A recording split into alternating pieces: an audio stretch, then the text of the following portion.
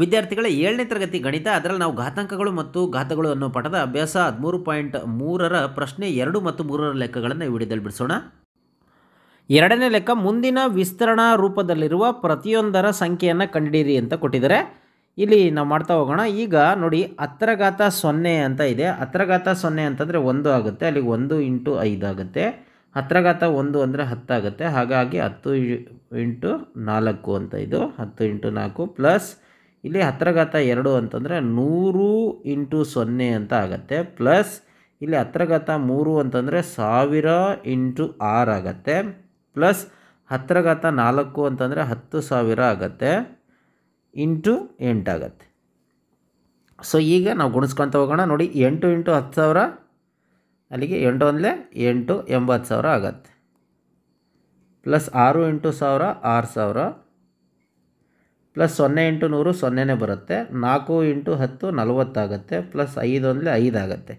ಈಗ ಇವನ್ನೆಲ್ಲ ಕೂಡಿಬಿಟ್ರೆ 86,000 ಪ್ಲಸ್ 45 ಅಲ್ಲಿಗೆ 86,045. ನೋಡಿ ಇಲ್ಲಿಗೆ 8 6 0 4 5 ಹಿಂಗೆ ಬರಿತೀವಿ. ಇನ್ನು ಎರಡನೇ ಲೆಕ್ಕ, ಇದನ್ನು ಅದೇ ರೀತಿ ಮಾಡ್ತಾ ಹೋಗೋಣ. 10⁻0 ಅಂತಂದರೆ 1 × 2 ಪ್ಲಸ್ 10⁻2 ಅಂದರೆ 100 × 3 ಪ್ಲಸ್ 10⁻3 ಅಂದರೆ 1000 × 5. ಈಗ ನೆಕ್ಸ್ಟ್ 10⁻4 ಇಲ್ಲ, ಡೈರೆಕ್ಟ್ 10⁻5 ಇದೆ. ಇಲ್ಲಿ 10⁻5 ಕೊಟ್ಟಿದ್ದಾರೆ, 10⁻4 ಇಲ್ಲ. 10⁻5 ಅಂದರೆ ಲಕ್ಷ ಆಗಿಬಿಡುತ್ತೆ ಅಲ್ವಾ. 1 ಪಕ್ಕ 5 0 ಬರೆದ್ರೆ ಲಕ್ಷ ಆಗಿಬಿಡುತ್ತೆ, ಇಂಟು 4. ಈಗ ಗುಣಿಸ್ಕೊಳ್ತಾ ಹೋಗೋಣ. ನೋಡಿ 4 × ಲಕ್ಷ 4 ಲಕ್ಷ, ಕರೆಕ್ಟಾ? Plus 5 × 1000 5,000, plus 3 × 100 300, plus 2 × 1 2. ಇದು 4,05,000. ಇಲ್ಲಿ ನೋಡಿ 10ರ ಸ್ಥಾನದಲ್ಲಿ ಇರ್ತಕ್ಕಂಥದ್ದು ಇಲ್ಲ, 10,000 ಸ್ಥಾನದಲ್ಲಿ ಇರ್ತಕ್ಕಂಥದ್ದು ಇಲ್ಲ. ಹಾಗಾಗಿ ಸೊ ನೋಡಿ ಇದು 4 ಲಕ್ಷದ ಇಲ್ಲಿ ಇಲ್ಲ, ಏನು ಹೌದಾ, 10ರ ಸ್ಥಾನದಲ್ಲಿ 10,000 ಸ್ಥಾನದಲ್ಲಿ ಇಲ್ಲ. ಹಾಗಾಗಿ 4,05,300 ಇಲ್ಲಿ 100ರ ಸ್ಥಾನದಲ್ಲಿ ಇದೆ, ಆದರೆ 10ರ ಸ್ಥಾನದಲ್ಲಿ ಇಲ್ಲ. ಹಾಗಾಗಿ ಮತ್ತೆ 0 ಹಾಕ್ಕೊಂಡು 2, ಅಲ್ಲಿಗೆ 4,05,302 ಇದರ ಉತ್ತರ ಆಗತ್ತೆ. ಮೂರನೇ ಲೆಕ್ಕನೂ ಮಾಡ್ತಾ ಹೋಗೋಣ. ಇಲ್ಲಿ 5 × 10⁻0 ಅಂದರೆ 1.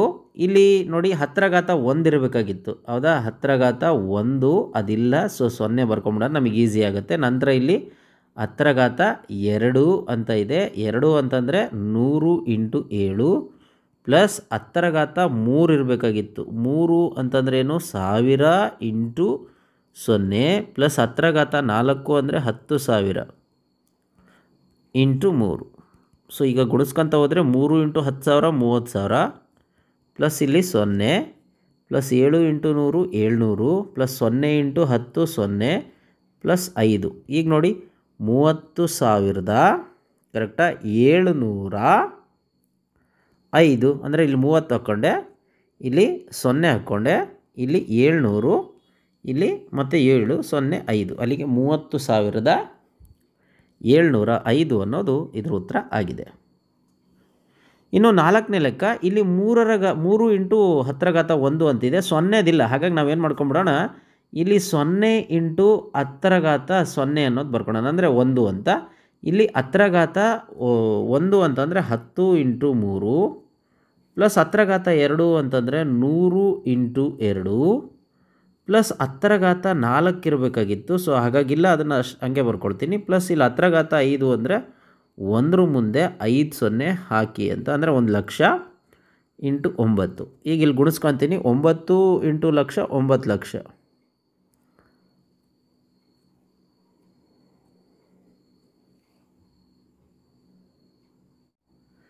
ಇಲ್ಲಿ ಬಿಡಿ ಸ್ಥಾನದಲ್ಲಿ ಇರ್ತಕ್ಕಂಥ ಸಂಖ್ಯೆ ಇಲ್ಲ, ಹಾಗಾಗಿ ನಾವೇನು ಮಾಡೋಣ, 0 × 10⁻0 ಅಂತ ಬರ್ಕೊಳ್ಳೋಣ.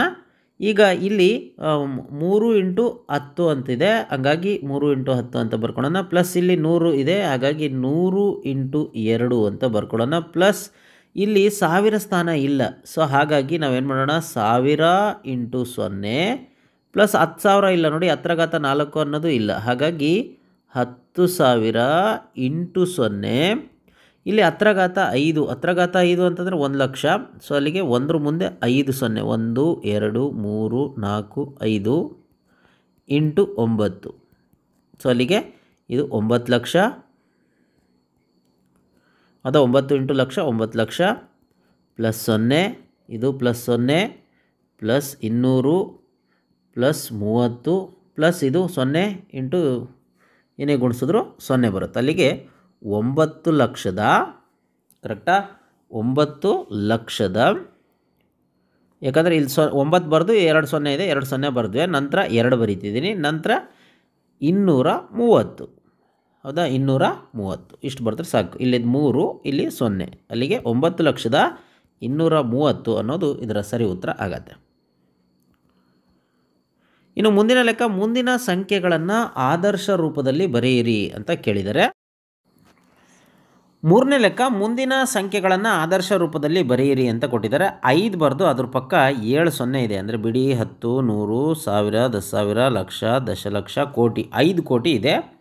ಅಂದರೆ ಇದನ್ನು ಹೇಗೆ ಬರ್ಕೋಬೋದು ನಾವು ಅಂತಂದರೆ 5 ಬರೆದ್ಬಿಟ್ಟು ನಾವೇನು ಮಾಡೋಣ, 1 ಪಕ್ಕ 7 0 ಹಾಕೋಣ. 3 4 5 6 7 ಅಲ್ಲಿಗೆ ಬಿಡಿ 10, 100, 1000, 10,000, ಲಕ್ಷ, ದಶಲಕ್ಷ, ಕೋಟಿ ಆಗುತ್ತೆ. ಅಲ್ಲಿಗೆ 5 ಇಂಟು 1 ಕೋಟಿ ಆಗುತ್ತೆ. ಇದನ್ನು ಹೇಗೆ ಬರಿಬೋದು ಅಂತಂದರೆ 5 ಇಂಟು 1 ಬರೆದ್ಬಿಟ್ಟು 10 ಅಂದರೆ ಅದ್ರ ಪಕ್ಕ 0 ಬರೆದ್ಬಿಟ್ಟು, ಅಂದರೆ 10 ಬರೆದ್ಬಿಟ್ಟು ಎಷ್ಟು 0 ಇದೆ, 1 2 3 4 5 6 7 ಅಲ್ಲಿಗೆ 10⁻7 ಅಂತ ಬರೆದ್ರೆ ಮುಗೀತು. 5 ಇಂಟು 10⁻7 ಅಂತ ಬರೆದ್ರೆ ಈ ಲೆಕ್ಕ ಮುಗಿಯುತ್ತೆ.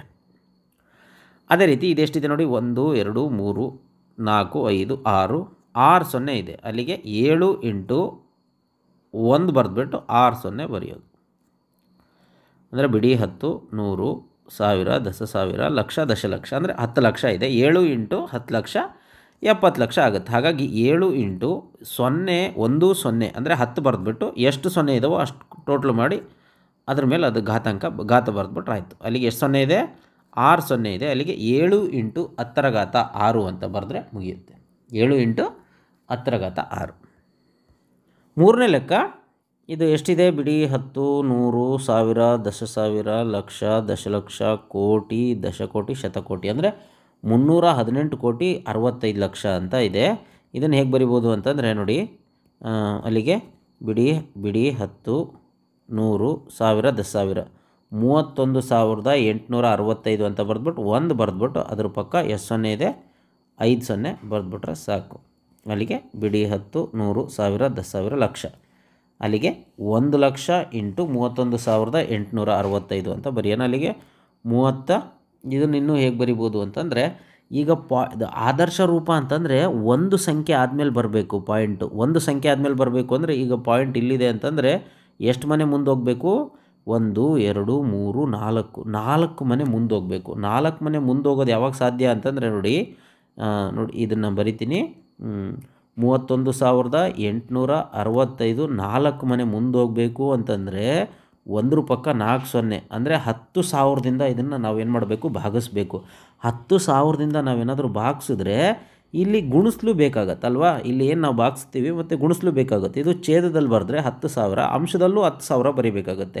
ಈಗ 10,000 ಇಲ್ಲಿ ಬರೆದೆ. ಈಗ ಇದ್ರದ್ದು ಏನಿದೆ ಅದನ್ನು ನಾವು ಬರೆಯೋಣ. ಅಂದರೆ 1,00,000 ಏನಿದೆ ಅದನ್ನು ನಾವು ಬರಿತಾ ಹೋಗೋಣ. ಅರ್ಥ ಆಯ್ತಾ? ಇದು ಹೆಂಗೆ ಬಂತು ಅಂತ ಅರ್ಥ ಆಯ್ತಾ? ಪಾಯಿಂಟು ಈ ಕಡೆ 4 ಸಂಖ್ಯೆ ಬರಬೇಕು ಅಂತಂದರೆ 1 ಬರೆದು ಅದರ 4 0 ಅಂದರೆ 10,000ದಿಂದ ಭಾಗಿಸ್ಬೇಕು. 10,000ದಿಂದ ಭಾಗಿಸಿದ್ರೆ ಗುಣಿಸ್ಲು ಸಹ ನಾವು ಗುಣಿಸ್ಬೇಕಾಗುತ್ತೆ. ಮತ್ತು ಇಲ್ಲಿರ್ತಕ್ಕಂಥ ಲಕ್ಷ ಅದನ್ನು ನಾವು ಬರಿತಾ ಇದ್ದೀವಿ. ಈಗ ನೋಡಿ, ಈಗ ಗುಣಿಸಿದಾಗ ಅಂದರೆ ಭಾಗಿಸಿದಾಗ ಪಾಯಿಂಟ್ ಇಲ್ಲಿಗೆ ಬಂದ್ಬಿಡುತ್ತೆ. ಅಲ್ಲಿಗೆ 3.185 ಆಗುತ್ತೆ. ಇಂಟು ಇಲ್ಲಿ 10 ಎಷ್ಟಿದೆ ನೋಡಿರಿ, 10 ನಾವು ಎಷ್ಟಿದೆ, 10 ಅಂದರೆ 10 ಬರೆದ್ಬಿಟ್ಟು ಅದ್ರ ಮುಂದೆ 4 10 ಇಲ್ಲಿ ನೋಡಿ 5 ಇದೆ, 10 ಈಗ ಅಲ್ಲಿಗೆ 3.1865. ನಮಗೆ ಘಾತಾಂಕದ ನಿಯಮಗಳು ಗೊತ್ತಿದೆ, ಹೌದಾ? ಆಧಾರ ಸಂಖ್ಯೆ ಸೇಮ್ ಇದ್ದು ಘಾತ ಸೂಚಿ ಇದ್ದು ಇಂಟು ಚಿಹ್ನೆ ಇದ್ದಾಗ ನಾವೇನು ಮಾಡ್ಬೋದು, ಕೂಡ್ಬೋದು. ಅಲ್ಲಿಗೆ 10⁻9 ಅಂತ ಬರ್ಕೋಬೋದು. ಅಲ್ಲಿಗೆ ಏನು ಇಂಟು 10⁻9 ಅನ್ನೋದು ಇದರ ಆದರ್ಶ ರೂಪ ಆಗಿರುತ್ತೆ. ಮುಂದಿನ ಲೆಕ್ಕ 3,90,878 ಅಂತ ಇದೆ. ಪಾಯಿಂಟು ಎಷ್ಟು ಸಂಖ್ಯೆ ಆಗಬೇಕು ನೋಡಿ, 1 2 3 4 5 ಆದಮೇಲೆ ಬರಬೇಕು ಪಾಯಿಂಟು. ಸೊ 5 ಆದಮೇಲೆ ಬರಬೇಕು ಅಂತಂದರೆ ನಾವೇನು ಮಾಡಬೇಕು, 1 ಬರೆದು ಅದ್ರ ಮುಂದೆ 5 ಸೊನ್ನೆಯನ್ನು ಬರಿತೀವಿ. ಹೌದಾ? ಸೇಮ್ ಬರೆದಾಗ ಅದರಿಂದ ಭಾಗಿಸ್ಬೇಕು. ಸೊ ಮೇಲೂ ಸಹ ಅಷ್ಟೇ ರೀತಿಯನ್ನು ನಾವು ಹಾಕ್ಕೋಬೇಕಾಗತ್ತಲ್ವಾ. ಸೊ ಅಲ್ಲಿಗೆ ಈಗ ಪಾಯಿಂಟು ಈ ಕಡೆ ಬಂದ್ಬಿಡ್ತು, 3 ಪಕ್ಕ ಬರುತ್ತೆ. ಅಲ್ಲಿಗೆ 3.90878 ಇಂಟು 10 ಬರೆದ್ಬಿಟ್ಟು ಎಷ್ಟು ಸೊನ್ನೆ ಇದೆ, 3 2 5 ಸೊನ್ನೆ ಇದೆ, 5. ಸೊ ಅಲ್ಲಿಗೆ ಈ ಲೆಕ್ಕ ಮುಗಿಯುತ್ತೆ. ಈಗ 5ನೇ ಲೆಕ್ಕ 39,087 ಅಂತ ಇದೆ. ಸೊ 0.8. ಸೊ ಇದನ್ನು ಹೇಗೆ ಬರ್ಕೊಡೋಣ ನೋಡಿ, 39 0 ಇಂಟು 7 0.8. ಪಾಯಿಂಟ್ ಎಷ್ಟು ಸಂಖ್ಯೆ ಆದಮೇಲೆ ಇಡಬೇಕು ನೋಡಿರಿ, 3 ಪಕ್ಕ ಬರಬೇಕಂದ್ರೆ 1 2 3 4 ಅಂದರೆ 1 ಬರೆದ್ಬಿಟ್ಟು 4 0 ಅಂದರೆ 10,000ದಿಂದ ಇದನ್ನು ಗುಣಿಸ್ಬೇಕು. ಅಂದರೆ ಭಾಗಿಸ್ಬೇಕು. ಭಾಗಿಸಿದಾಗ ಇಲ್ಲಿ ಗುಣಿಸ್ಲು ಸಹ ನಾವು ಮಾಡಬೇಕಾಗುತ್ತಲ್ವಾ. ಈಗ ನೋಡಿ, ಈಗ ಪಾಯಿಂಟ್ ಈ ಕಡೆ ಬಂತು, 3 ಪಕ್ಕ ಬಂತು, 3.90878 ಇಂಟು ಇಲ್ಲಿ 10ರ ಘಾತ ಎಷ್ಟಿದೆ, 4 ಇದೆ. ಸೊ ಇಷ್ಟು ಬರೆದ್ರೆ ಮುಗಿಯುತ್ತೆ. ಈಗ ಕೊನೆ ಲೆಕ್ಕ 3,908.78 ಅಂತಿದೆ. ಪಾಯಿಂಟ್ ಎಷ್ಟು ಸಂಖ್ಯೆ ಆದಮೇಲೆ ನೋಡಿ, ಇಲ್ಲಿ 9 ಪಕ್ಕ ಬರಬೇಕು ಅಂದರೆ 1 2 3 ಸಂಖ್ಯೆ. ಅಲ್ಲಿಗೆ ಇದು 3,908.78 ಅಂದರೆ 3 ಪಾಯಿಂಟ್ ಇರೋದ್ರಿಂದ 1 ಬರೆದ್ಬಿಟ್ಟು 3 0 ಅಂದರೆ 1000ದಿಂದ ನಾವು ಭಾಗಿಸ್ಬೇಕು. ಭಾಗಿಸಿದಾಗ ಇಲ್ಲಿ ಗುಣಿಸ್ಲು ಸಹ ನಾವು ಗುಣಿಸೋದು ಸಹ ಮಾಡಬೇಕಾಗತ್ತೆ. ಈಗ 3 ಪಕ್ಕ ಪಾಯಿಂಟ್ ಬರುತ್ತೆ, 3.90878 ಇಂಟು 10ರ ಘಾತ 3 ಅನ್ನೋದು ಇದರ ಉತ್ತರ ಆಗಿದೆ.